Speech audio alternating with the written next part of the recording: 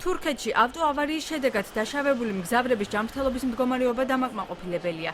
ქალაქ რიზეს დაბა დერეფასში მომხდარი საგზაო შემთხვევის შედეგად დაშავებული ქართველები მკურნალობას რიზეში ერდოღანის სახელობის საავადმყოფოში გადიან.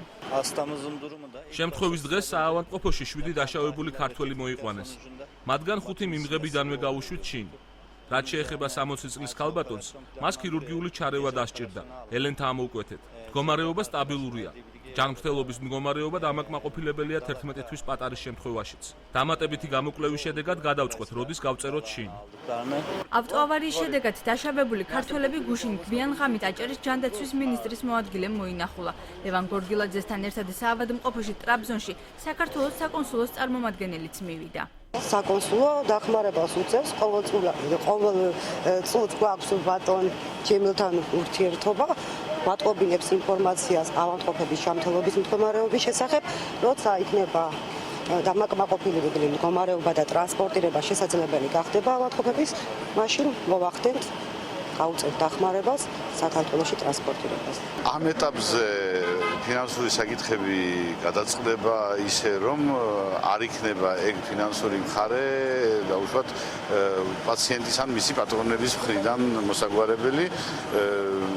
კონსულთან ერთად ჩვენ საუბრობთ ამ საკითხებზე.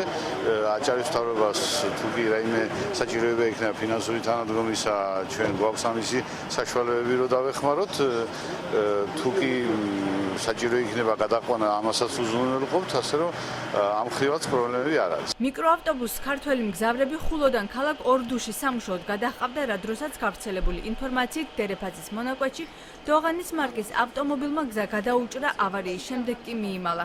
შემთხვევა საღამოს 8-ის ნახევარზე მოხდა. მიკროავტობუსში სულ 18 მგზავრი იმყოფებოდა, მათგან 2 მცირეწლოვანი ბავშვი. რომ მოვიდიოდით ავარია იმ წამებში და იმ სეკუნდებში მოხდა, რომ მაგას ვინც იყო იგენიც ვერ ხსნია ჩვენ წინ ვიცი და ჩვენ გვერდში რა იმ ისე მომენტალურად მოხდა მაგ ყველაფერი. ტოღანს ეძახიან აგენი, პატარა სუბუქი მანქანა იყო ერთადერთი მგზავრი ძღოლი მოვიდა წინ გამიჩერა მანქანა, დავარტყი და იყო ნასვამ მდგომარეობაში და დატოვა მანქანა და გაიქცა. მიმალულ მძღოლს თურქეთის პოლიცია ეძებს.